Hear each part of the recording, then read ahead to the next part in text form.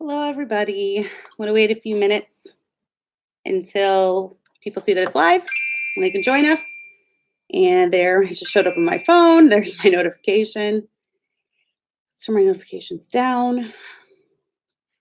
Hi, Kayleen, Celine, and Sky. Nope, you didn't miss it. I just had to make sure the kids were taken care of since I'm doing it from home.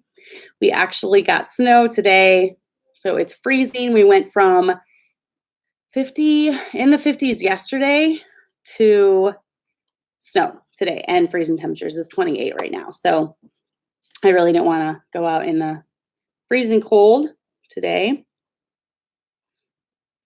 All right, so how did everybody's Christmas go? Did you have a good Christmas? I did. It was very, very busy. I pretty much last week did not have a day at home. We were pretty much gone almost every day. And then the day after Christmas, for 3 days, I was gone with the kiddos. My mom rents cabins for my side of the family, and we all go spend time with each other. So it was really nice, but very, very busy. And then right into church all day on Sunday, of course. So yeah, I'm kind of glad too, Nicole, that it's over. It went well, and I always enjoy Christmas, but there is so much prep that goes into it, especially, it's a lot different from when you have kids. So when you're a mom of many, it's a lot to pull off. So I know many of you will understand what I am talking about. So yeah, Heather, it's crazy. She said they went from 75 yesterday to 52 today. I would take 52 though. I felt like there was a heat wave yesterday when it was in the 50s. So that's nice. Celine says, if I'm saying her name right, I got saved at 12 and want to be a good witness. Good. Well, we're going to be talking a little bit about that tonight. So let's just get right into the topic. I was thinking along the lines of, it's New Year's this week and New Year's resolutions. And I didn't want to talk about the same old turning over a new leaf, starting to do good things in your life, or maybe a new me, better me, all that, because I'm sure we all want that. And I don't necessarily make goals every year. A lot of people do New Year's resolutions around this time of the year. I feel like I just want to get good habits and keep them the whole year rather than do something for a month and then give up. So I thought about this area of consistency in our life and ways that we can have consistency when it comes to different areas of our life. And I really feel like consistency is what's lacking in a lot of Christian lives. And I feel like it's a reason that many children, as they're growing up, they choose to just abandon the teachings of their parents. Maybe their parents didn't instill in them from a young age. Maybe their parents got saved later in life, but then, after they did get saved, they were inconsistent because maybe they didn't quite know, am I being too harsh in this area? So then they would back off. And am I being too easy in this area? So then they get more harsh. So this area of consistency is definitely something that I think needs to be hit on. And it's something that we can do, in our life and try to do the whole year long as well. So hi, Catherine. Hello, Miss Sherry. So I'm going to see if I had just gotten the baby to sleep. I swear every Monday she knows. Every other day of the week, I'm able to just put her down to bed at 7 and she's perfectly fine. But on Mondays, I feel like she just knows that I am going live and she cries. She wakes up a lot. Hello, Julia and Kelly. So let's get into it. Maybe. Abby. Okay. Abby heard her. So I also wanted to hit on something. I was thinking over the last year on the channel and the direction that the channel has taken. And over the last year, as you all knew, around January of last year was when everything came out about the whole situation with Miss Leslie and her husband. And I was thinking of just how it was all around New Year's, and it was kind of just shocking to everyone. I know it was shocking to her. It was shocking to all of my listeners. and just how I kind of had to take over the channel by myself at that time. And many of you know that whole story. I'm not going to get into it. She's, just keep praying for her and her family. And yes, we are still friends and we still talk. I pray for her daily and her children, her very sweet children daily. But I get a lot of hate mail. I get a lot of trolls on this channel. I get a lot of comments. And one of the things I notice is that a lot of times I am accused of just wanting to be in the limelight and just wanting the spotlight. And I thought I would address it really quickly, not like I think that the trolls have any credibility at all. But, I wanted to just talk about, the trolls that don't think I'm qualified to be running a channel, to have ladies on here to talk about our life experiences and give other women advice. You know what? I completely agree with you. I am not qualified. You are correct. I am only, how old am I? 38. I'm soon to be 39 in a month. I am still learning. I am still learning how to raise kids. I'm still learning how to be a good wife. I'm still learning how to be a good homemaker. I'm learning all these things along with most of you ladies. I'm too trusting. I tend to take people at their word. And yes, been fooled before. I'll be fooled again. But I tend to care a lot for people. I do love people and I do love my friends. And I am open and honest with my friends. And sometimes I am too trusting and I get fooled. But just because I'm not cynical about everyone that comes along in my life does not mean that I'm not qualified to give other ladies advice. That's just silly. So, I wanted to throw that out there that I know I'm not qualified. I never said I was qualified. I also was never looking for the spotlight. Miss Leslie was actually the one that approached me about this. And when she did, she will vouch for this. I was kind of like, I don't know about that because I don't feel like I'm qualified out of these areas. And I'm like, who am I to be giving other women advice, But she talked me into it. She actually wanted to do podcasts, and I threw the YouTube thing out there just because I was more comfortable. I like personally being able to watch and listen at the same time rather than just listen. So I threw that out to her, and she was game for it. But I just wanted to say, if not me, then who?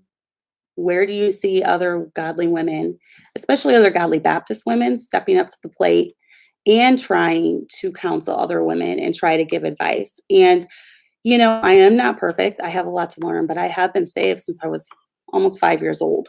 So I've been saved over 30 years. I've read my Bible through many times. I've sat under preaching since I was 1 or 2. So I've been sitting under preaching my whole life in Baptist churches. And I do feel as if I was given a great start. I was raised in a Christian home. My husband was raised in a Christian home. So, I have been through some life experiences that have helped me. And what little bit I do know, I would like to help other women. Plus, as many of you know, this is a great community.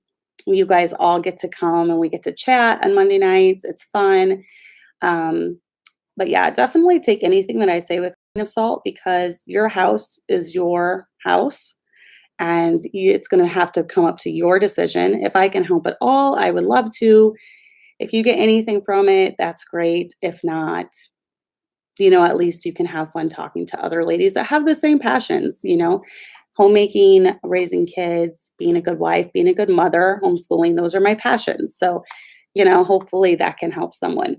So to you trolls, I know I'm not qualified, but, if not me, then who? You show me who. So there is definitely a need for it. And if more women want to step up and do it as well, all the more power to them. That would be great.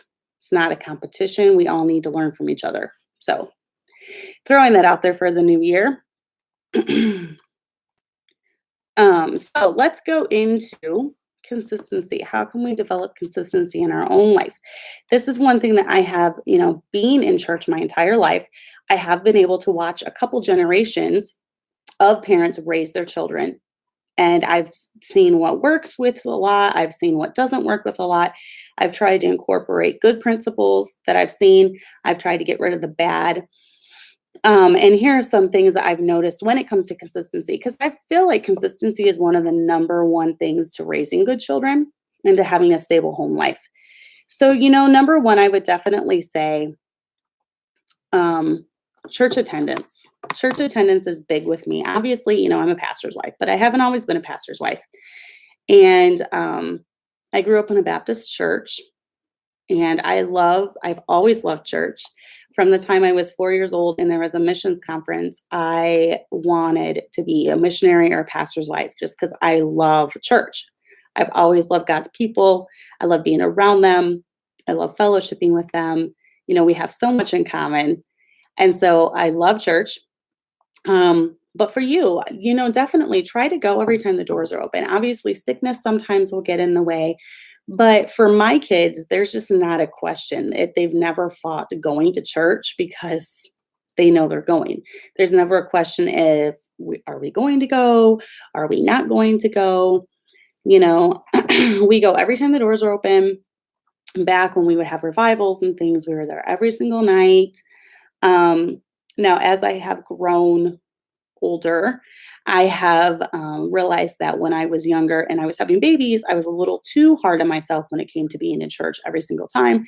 I remember going to church the day after getting home from the hospital. That was stupid. Don't be like me in that area. But when it comes to, you have not just had a baby or something, have your kids in church every time the doors are open. Don't be wishy-washy about it. I've gone with headaches. I try not to go if my kids are running a fever. If I'm running a fever, that's where I draw the line. I don't want to get everyone else sick. I know some people are so diehard. They're like, I'm going to be in church even if I'm on my deathbed.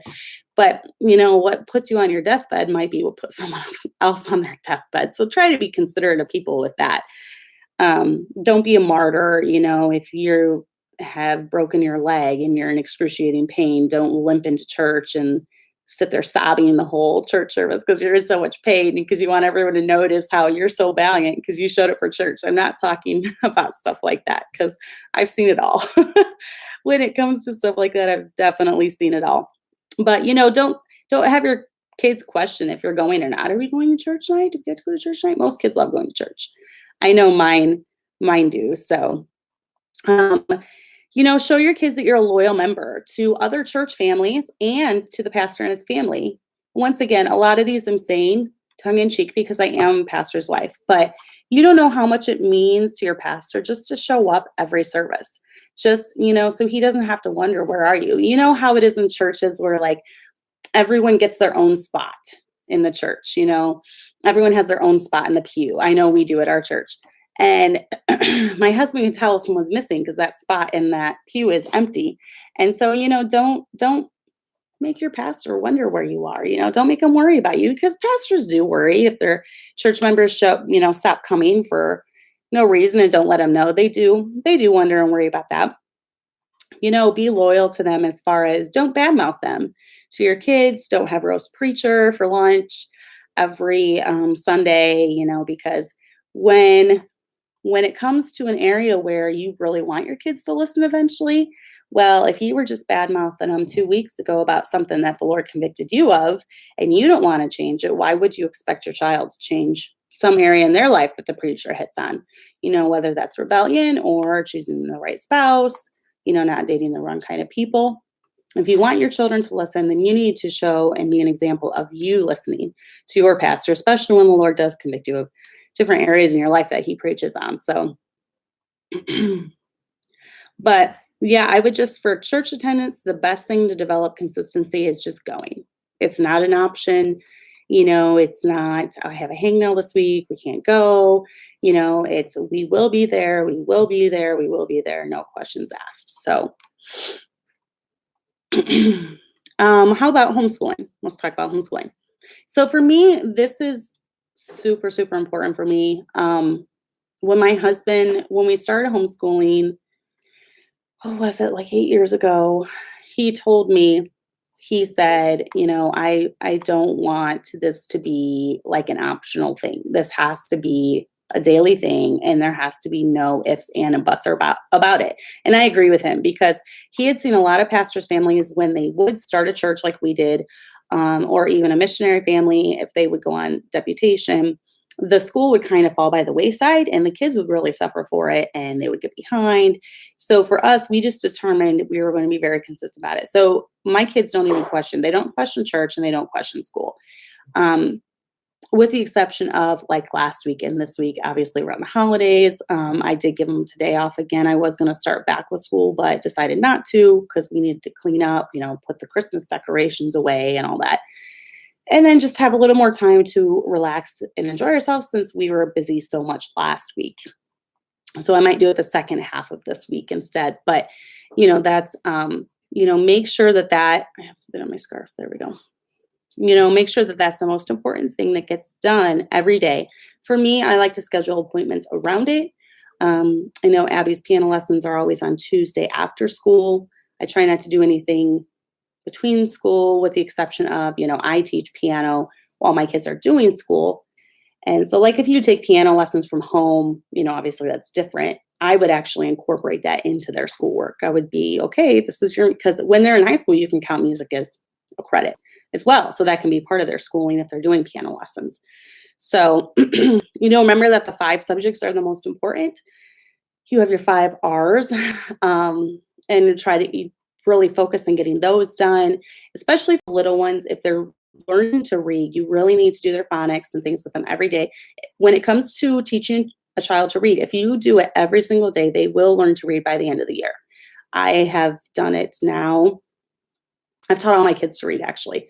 So I am right now on my 6th child, Lana, teaching her to read. The other 5, they had learned to read by the end of the school year that I started.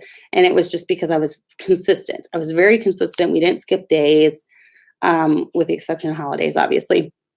We didn't skip days. And when you're doing that consistently throughout the whole year, they're going to get it. So, there's no question if you're going to do school.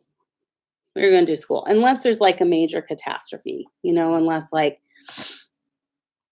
I don't know, your electricity goes out and the well pump breaks. We live on a well pump, or your dryer catches on fire. Obviously those are extremes, but unless there's some kind of emergency, you do school. So that is something that is really important, especially when you homeschool. We're kind of, we have to be careful. We have to be careful when it comes to homeschooling because homeschooling is very nice in that it's flexible. But a lot of times that flexibility can turn into laziness if you're not careful. So definitely have a routine. I do give them off Saturday and Sunday completely, mainly for my sanity's sake. And also one of the reasons I am very careful about doing school throughout the school year is because I do summers off as well. I really need my summers off. That is kind of our fun time of the year. It's the nicest part of the year in Illinois. So the summer and fall is.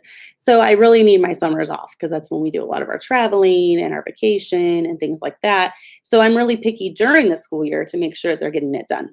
So, think future. Don't just think of each day as it comes when it comes to school. Now, some things I do that. But when it comes to school, you've got to think long term. And for me, I want them done by June. So it's super important for me to get them through each of their school years and have them done by June. And so far, with the exception of 1 year with Jason, Jason's my one that needs more pushing when it comes to school. I have achieved that. So, and he had to work on his schoolwork a couple subjects into the summer, which he was not crazy about. So, but yeah, be consistent with your homeschooling. Just be careful that it doesn't turn into something where it's then laziness. You don't ever want to become a lazy homeschooler because your kids will suffer for it. You want to teach them to learn loving. If anyone has any good ideas about this, I would love to hear because this is one area I do struggle with my children. I don't have a lot of readers, and I don't like that because I am a reader.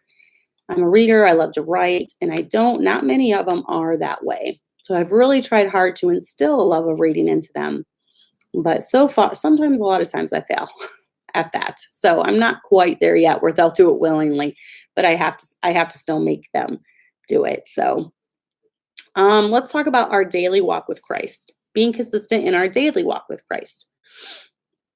Bible reading, if you don't have time to do your Bible reading right now, that's an option. Alexander Scurby is an option. Someone just said that the app that I like, the YouVersion app, they said that they changed some of the words in the King James Version of the reading part, so I don't like that. But then I heard someone say that in the audio part, it's not changed, but in the written part, it is. So I need to double check on that to make sure, because I do enjoy listening to my reading from that, because then it keeps track and you can get a streak. And I was so mad at myself because I had like 120-day streak and I missed one day because it was a super, super crazy day. My schedule was all off and I didn't realize it until the next day. And then I'm like, why even try anymore? I had over 3 months, perfect. And then I blew it. So back to square one. That was really depressing. Praying. Now I'm different when it comes to the praying. I remember growing up, my mom would always have like a set time where she would be, she would like go to her devotions and her praying time. For me, I prefer to do my praying throughout the day. And I pray often. I pray for friends when I'm thinking of them. Maybe I have some friends that are going through a hard time, a difficult time. I pray for them. I pray for my children throughout the day. I pray for wisdom. I pray for patience when it comes to not losing my temper. And oftentimes I fail. I pray for a lot of things throughout the day. I'm just, the verse, pray without ceasing. I really like that verse because I think as mothers, we do that a lot. We have to just kind of pray throughout our day, because when you have so many kids that demand so much of your attention, it's hard just to have set aside a block of time to do that. I mean, it's hard enough to just get a shower every day and brush your teeth every day and do your hair and wash your face and all these other things. So when it comes to praying, I pray throughout my day, in the shower, while I'm doing dishes, you know how it is. So I think of others, as throughout the day, I think of others and pray for them. I try to just really focus on him, listening to good music, good sermons, reading edifying books if I ever get a chance to read. Who am I kidding? That barely ever happens. But I do listen. I don't get to listen to as much anymore. I do try to listen to a sermon or so a week, besides what I hear at church, my own church. But that's usually when, I play it through my phone on my Bluetooth speaker. That's usually when I'm doing dishes, or I don't even do dishes that much anymore. Abby does them. So it's when I'm doing other things around the house, laundry, cleaning the bathroom, cooking. I do a lot of the cooking still. So I'll listen to sermons when I'm doing that, when I don't have to watch and I can just listen, things like that. So that's consistency, but definitely try to be consistent with your Bible reading, or, listening to your Bible every day. I really notice a difference when I've gotten my Bible reading in, or I've listened to my Bible for the day. I've noticed a difference in my attitude and my mindset and the things I'm thinking of. So that definitely helps. Plus, then your kids are seeing you be consistent in that area. And if you want them to be consistent as they grow older, then you need to be a good example when it comes to that. So another KJV 1611 said, YouVersion has a drop-down list for KJV version. It does, and I always do the drop-down list, but someone posted that the actual KJV version is not true to the KJV version, that they've changed some of the words.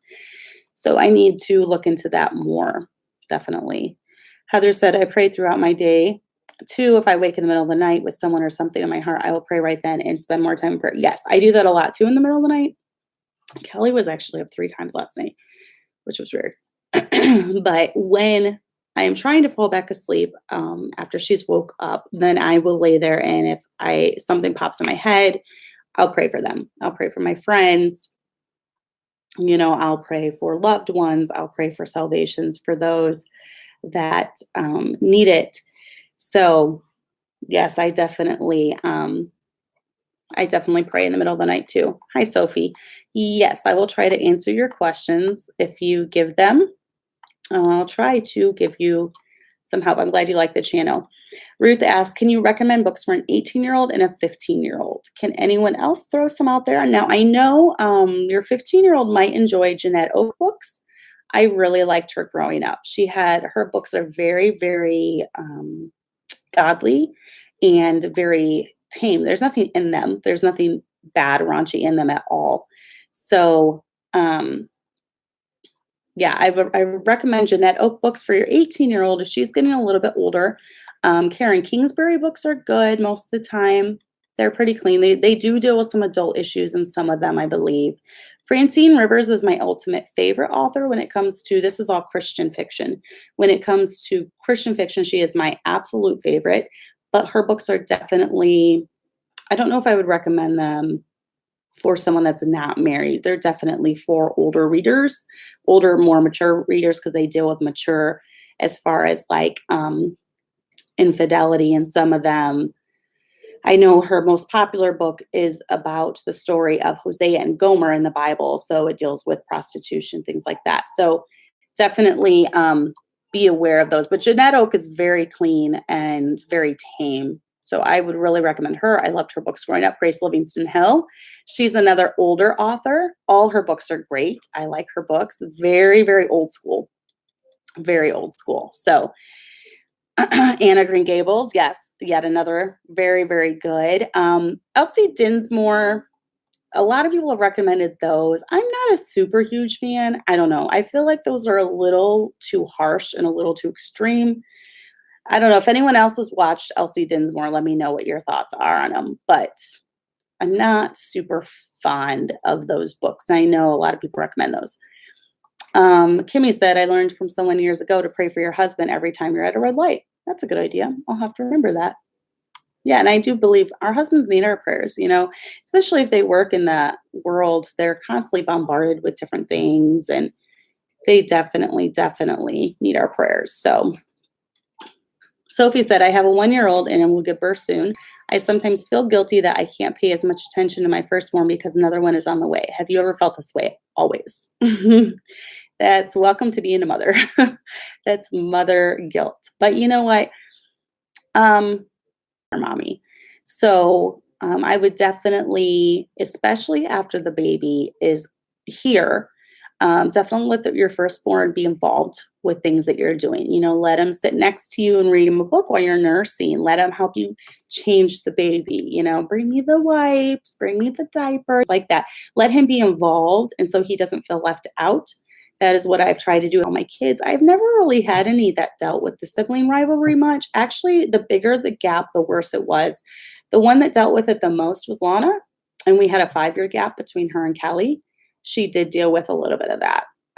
But my other ones really didn't. They adapted very, very well. So just try to get them involved, and that will help a lot. Just try to give a few more snuggles and a few more kisses, and make it exciting for your 1-year-old when the baby comes. Let him give the baby balloons or give him balloons because he's a big brother or she's a big sister. I didn't see if it was a girl or a boy, but just involve them. When you give the baby gifts, give the baby sister or brother, give them a new shirt that says, I'm the big sister, I'm the big brother, involve them with it. So Amber said, I can't remember how good they were, but I remember reading a few Lori Wick books. Yeah, Lori Wick's okay. She's not one of my favorite. She is, I don't know, I feel like her storyline is just really, some books are really good. Like she did some really good ones. And then others, I felt like she was just trying to churn out a book to meet a deadline, if that makes sense. That's why I've always liked Francine Rivers, because hers are so deep. Like she goes a couple years between each book. It takes her a long time to read a book, and they're just very, very meaty. That's why I really, really like her books. So Jessica said, I've used a nursing basket. It has toys for the older sibling that are just for when you're nursing. That's a good idea. I've seen that where you have like a basket. Okay, mommy's nursing. You get to come play with this now, and that will make him feel more involved or make her feel more involved. So definitely try some of those tips. But that's okay. If you guys have questions that aren't on the list, I'm fine with answering them. It's just me. So I was just going to go on to your health, being consistent with your health. And this is my big one. This is my big one that I need to work on this year. And Lana is almost 1 now. So it is time for me to get serious about losing this 20 pounds of baby weight for sure. And that comes through physical exercise. I've not been back to the gym since she was born. I feel so much better when I go to the gym and I just do the treadmill, do the elliptical. I need to get back to it. So that is one thing I definitely want to start doing again. Drinking enough water. I'm so bad at this. And Karen Rodriguez told me we were like going to do a challenge where we drank a lot of water, like half our body weight in water or something. Yeah, well, I failed at that. So I need to jump back on that bandwagon too, being consistent with my water. And then even just being consistent with, healthy meals from scratch at least 6 days a week. Now, Sundays for me are really, really hard. But even then, a lot of times we cook, me and the other ladies at the church, we cook stuff for it because most of us stay the whole day. So even then we're doing that. I do have 1 or 2 meals out a week with my husband, maybe a quick lunch, a quick date night here and there or something. So I will have those, but just be taking care of your health. Supplements. I need to get back to supplements. I've noticed my nails are not doing very well, and that's usually indicative that my immune system is low. A couple of my nails have white spots on them. That's indicative of some mineral deficiency. I don't know which one, but I mean, I'm going on, 2 years of being pregnant or nursing right now. So I really need to focus over the next few months of getting my health back in line. I'm going to have on a lady named Dawn who has a new channel, and I'm going to be incorporating her exercise routines into my life over the next month. I kind of want to see how it goes. I'm going to try it for a week or two, and then I want to have her on the show to kind of discuss her new channel and the importance of exercise in moms' lives, the importance of taking care of our health for our children. So that is something that I am going to be focusing on the next few weeks. So look for that show. She might be my next guest. I don't know yet. Address eye problems, schedule doctor's appointments you've been putting off. Be consistent with looking out for yourself, because let's just face it, as moms of many, we're often the one put on the back burner when it comes to this type of thing. And our family is going to suffer if we're out and down for the count. Our family is going to suffer if our health suffers. So the one day when I had strep throat just a few weeks ago, I had strep throat for 2 days and it was horrible. I mean, the house falls apart without mom being at the helm of the ship, steering it. So definitely be consistent and be rigorous about your own health. One thing for me, I need to make sure that I get in bi-weekly chiropractic visits, which I haven't had one in a month. So I need to really schedule that again. But I have herniated discs. So for me, that's very important that I focus on getting that one visit in every 2 weeks. It might be that with you as well, your chiropractic visit, and just remember, you would pay the money for one of your kids or your husband. So don't feel like you're not worth it, because you are, because the home and the way it runs rises and falls on you and your health. So be consistent with taking care of your health. Yeah, Dorothy, tisk tisk. She said, I haven't been to the dentist in 9 years. So, that's funny, Kimmy. She said, my nephew loved cars when his brother was born, so he would nurse his cars when my sister-in-law nursed the baby. Hey, whatever floats his boat. That's cute. Yeah, especially if you have dental insurance, you need to make that priority to go. My husband is actually going full time at our church in about 9 weeks, and he has dental and he has eye. And so at, the Walmart distribution center that he's at now. So I need to, in the next 9 weeks, schedule appointments for everyone to go to the dentist and to get their eyes checked, because we're not going to have it after he's not full time. So especially if you have dental insurance and eye insurance, take advantage of that for sure. Amber said, I need to get new glasses so badly. Every pregnancy, my hormones make my prescription change. I've noticed it affecting my eyes as well. That is so weird. I know I need new glasses as well. So I've got to get all of us in. So don't put it off. Make sure that you pay attention to what to your health and your eyes, if you have a medical problem or a medical issue you've been putting off because you're too busy, take care of that. And then first month, if you have insurance, meet your copay, and then you're good for the rest of the year, right? So, so definitely try to get that. Yeah, Melissa said, that's my biggest problem. I'd rather take care of everyone else first, but I learned the hard way this year. I need to take care of me for once. And you will. Your body is eventually just going to shut down because you're neglecting it so badly. And you don't want to be bedridden for a month. So definitely take care of yourself, get enough sleep, drink a lot of water, take your supplements. I'm preaching to the choir because this whole section I am so bad at the last few months since Kelly's been born, actually. She's been such a high maintenance baby. I've just pushed myself. I've pushed through no sleep. I've pushed through just exhaustion from taking care of her all day, along with all the other needs that everyone else needs. So I need, now that she's getting older and getting more on a schedule, I need to double down and think about my health too. So I have not had a haircut in a year. In fact, if you look, maybe it's longer than a year. I think it's been longer than a year now. The last time I got my haircut was right before the Marching to Zion conference. So that's how long it's been. So you can look at pictures from back then. It's grown like that much. So yeah, I need to get, that's just another thing, go get a haircut. I know it's hard to do. Okay, so let's talk about consistency in your relationships. Okay, so this is a big one for me because I have very deep friendships that last a long time. My best friend Erica and I have been best friends since we were 12. So 27 years now. Is that one? Wow. Yeah, almost 27 years. That's crazy. Almost 27 years we've been best friends, and nothing's ever going to change that. We've been through a lot of stuff together. We know each other like sisters, like we're family.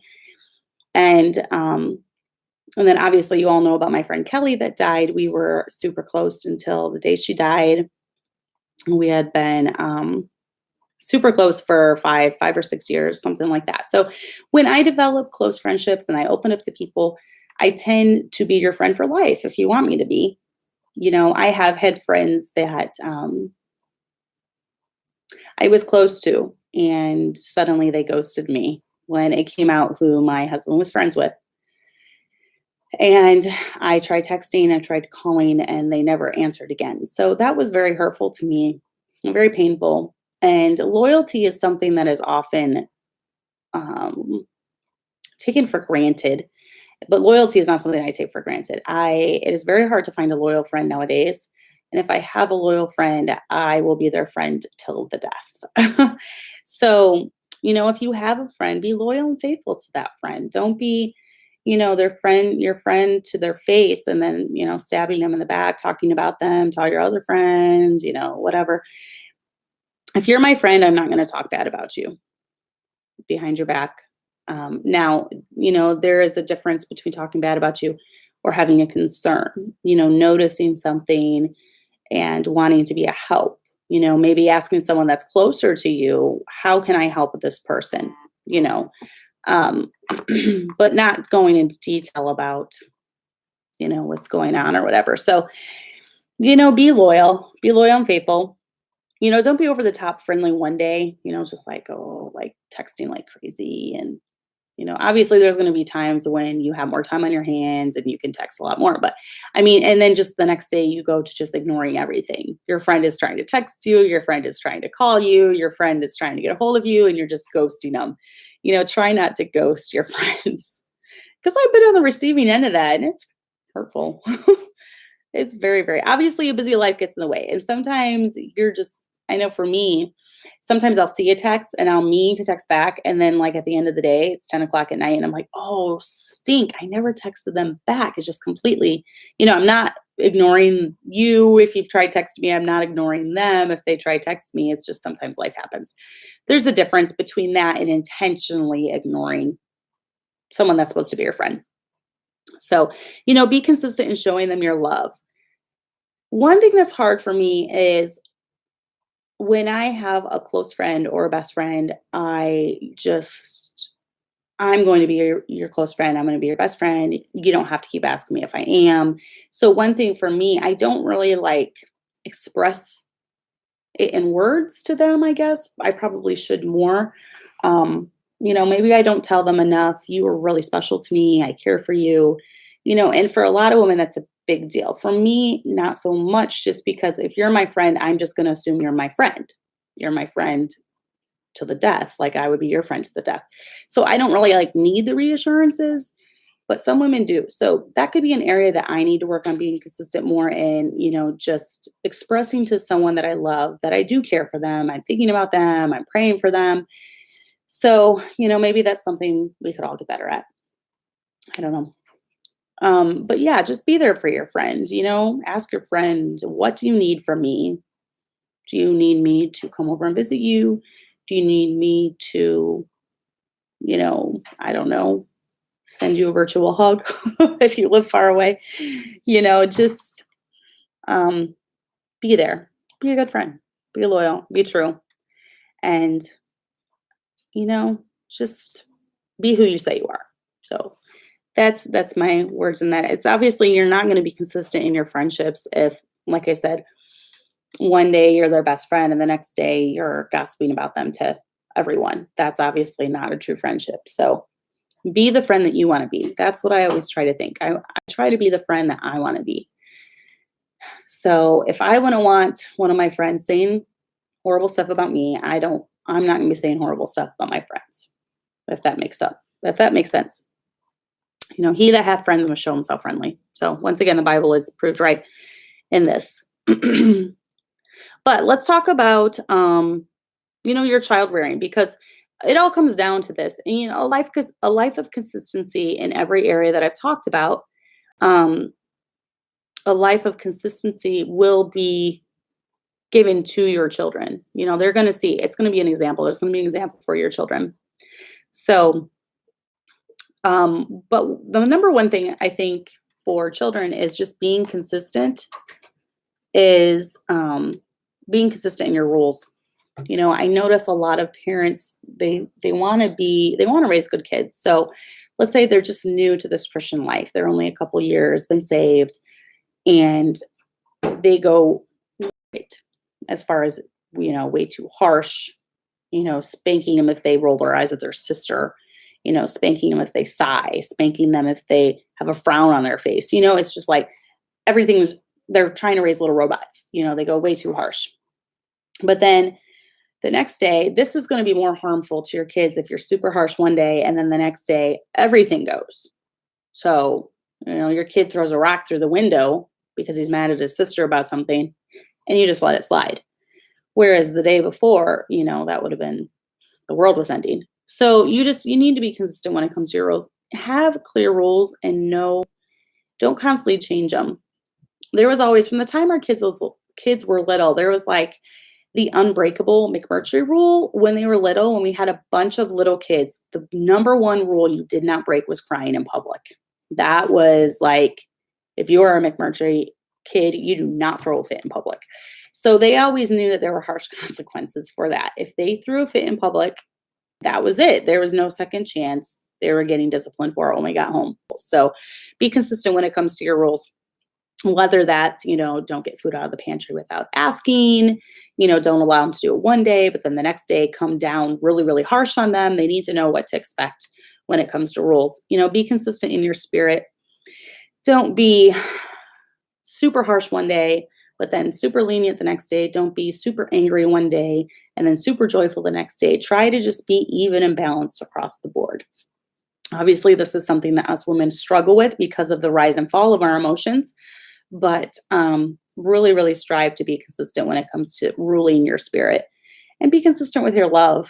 This is one thing that has always come easy for me is just showering my kids on love. I probably tell Kelly I love her like 100 times a day. I just can't help it. She's so adorable. You know how it is with your babies. You just want to smother the kisses on them, tell them you love them. Well, that actually helps babies' brains grow. They need that interaction when they're, especially from birth up until, 4 or 5 years old, they need your love to feel secure. So just shower on the love, be consistent with that. Don't be aloof. Don't be standoffish. Give them hugs, give them kisses, tell them they're great, tell them they're amazing. Let them know that, they will never lose your love, that is always a consistent. And also with your husband, it's some of the same basic things. Be consistent in your physical affection with him. Obviously, husbands really need that. I really feel like the biggest things for husbands is they need stability in the home. They need a peaceful home. They need their physical needs met because most men have physical needs. And especially if they're if they're out, women have physical needs too. Just admit it. But for the man that does kind of take preeminence, it is a little bit more important, I've found, with men, because as women, we get tired, we get run down, we're constantly pulled to and from the whole day.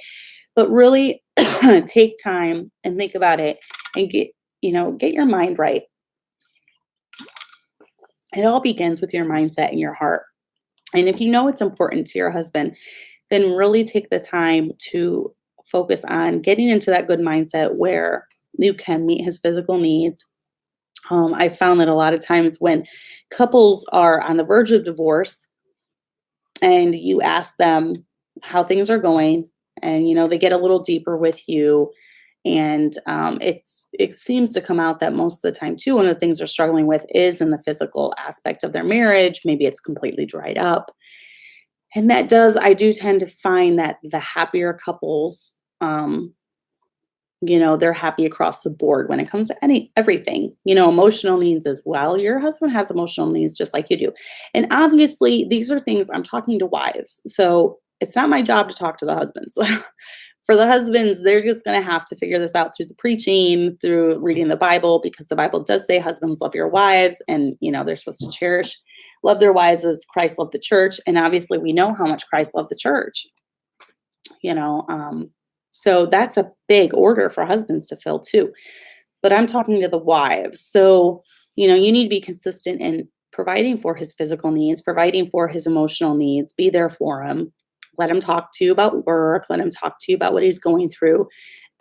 Tell the kids, I'm talking to daddy right now. It's important for them to see you putting a relationship with him first too. That's why we have weekly dates, and the kids know, oh, mom's going on a date with dad. And the other day, actually, Lana was talking to me, and I was getting ready. I was getting dressed and doing my hair and everything to go out on a date. And she's like, why do you go out on dates with daddy? I said, because I like talking to him. And she's like, well, why do you like talking to him so much? And I'm like, because I love him. I said, aren't you glad I like to be with him and talk to him and we love each other? And she said, yes. And just for kids to see that is very important for their security and their emotional well-being. They know that they're safe in a house with two parents that love each other and care for each other, and their relationship is important to them. So being consistent in those areas is going to provide a more consistent, stable environment for your children as well. Provide a haven of rest for him to come home to. Obviously every home runs differently, and there's going to be different things that your husband wants. Maybe your husband likes a cleaner house than my husband does. And so you're going to have to focus a little more time on that. Maybe your husband likes the physical area of marriage more than a clean house. So you're going to have to let the clean house slide a little bit, but pay attention to his physical needs more than that. Maybe your husband, the way to his heart is through his stomach. And this is a big one for my husband too. He likes his food. He likes a hot meal. And so on the days that, especially, I can tell when he wants one because he'll text me and let me know when he's going to be home, almost like a hint type thing. So I try to make sure to have a hot meal available for him that day. And a lot of men are like that. So if you provide a haven of rest, you provide a hot meal, and you provide for his emotional needs and physical needs, a lot of it's going to balance itself out. Now, if you're just married to a downright jerk, that might not work. And that's another subject for another day. I feel sorry for you. There's not much I can say as far as that. Sometimes, some women think, well, if I just do A, B, C, and D, then this will make him into a better person. And they do A, B, C, and D, and he's still just an abysmal jerk. And that's just him. He is a bad person at heart. And, you could be the best wife in the world, and you're not going to fix his heart by being the best wife in the world. So only God can change a man like that. And the man's going to have to want to change too. So, hopefully you're not fooled into marrying someone like that. So, but if you are, then that's obviously going to take different advice. So, Melissa said, mine too, food is key. So Jessica said, one of the things I loved about my dad was he was very consistent in his beliefs and discipline. My dad was as well. He was very balanced. He was not really like up and down and crazy, or, he was not moody. He was not grouchy. He was just very stable, just very balanced. And we always knew what to expect from him. And it provided a very good feeling. I still remember that feeling of, my dad being around, hugging us, telling us he loved us, telling us we were going to make great wives and moms someday. So it's great if you have a dad like that in your life. It will help you. A lot of women deal from emotional scars because of childhood trauma and their dad or mom just not being there for them, specifically for girls, when their dad, when they dealt with abuse at the hands of their dad. It makes it worse, and they're going to have a lot more to work through as they get to be adults. So if you are married to a good man, be grateful for that, and try to meet his needs. Try to be a great wife, a great mother. But just remember, you can only stretch yourself so thin, and you have to be consistent in taking care of yourself as well. So let's do some of these things together. Okay, we've got the next year to become better wives and better mothers, and let's just try to get healthy together. Let's focus on getting some exercise in. I will try to have on my new guest in the next couple weeks, so look for her. And if you have any questions or comments, go ahead and leave them in the comment section. Maybe, what's something in your life that has helped you be more consistent? Is it something around the house? Is it an app that you have on your phone? Is it, shout out, I need to do this. Motivated Moms just got their app up and running. And I am like a lifetime member of Motivated Moms because I got into it right when they got the app up and running. But look up Motivated Moms in the App Store, and it is totally worth, I don't even know how much it is, like $12 or something. It is totally worth it. It is a great app. It has a list of everything that you can check off. That is something I'm going to get back into the holidays, and I haven't been doing it. But you can put in there, what the chores that you want, everything that you want to do into that app. You can adjust it for your lifestyle and do the kind of chores you want. So look up that app. It's really awesome. Motivated Moms. It might be Momo. No, wasn't Momo the name of that really freaky character on YouTube one time? Don't look that up. Look up Motivated Moms. I don't know if that's what it's under, but that's my shout out for that.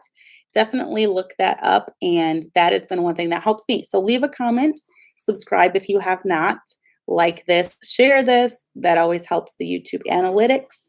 When we approach, I don't know, what are we at? Like 1,800 subscribers. When we approach 2,000, I want to do a giveaway. So kind of a better giveaway than the ones I have done. I'm going to try to do one. We're at 1,809. So we have 91 more subscribers. No, we have 191 more subscribers until we reach 2,000. But when we do reach 2,000, I want to do something special. So we've been moving kind of slow for a while with subscribers. So not like it's a big deal to me. I didn't even know where we are because I haven't looked at it in so long at the subscribers that we're at. But if it helps get the word out, then it does. I love you all. I'm appreciative of all of you. And 2019 was a good year for me, but I have a feeling 2020 is going to be even better. So thank you, Miss Sherry. Thank you, Shara. So, Miss Sherry, you are a blessing to all of us. All the ladies always enjoy it when we have you on. So we'll definitely have you on in 2020 as well. But I love all of you, and I look forward to what God is going to do through this channel and through all of your lives as well. I appreciate all of you. So we will see you next week, okay?